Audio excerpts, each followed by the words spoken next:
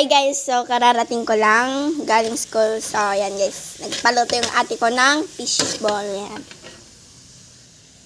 Yan, nagluluto po tayo.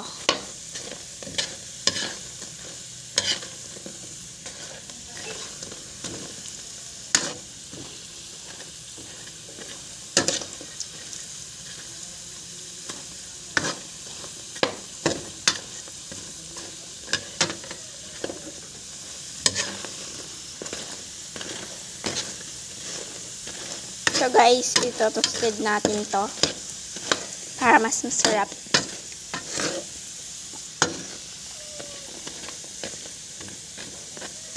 Yan, kuha tayo guys ng isa. Ang sarap guys.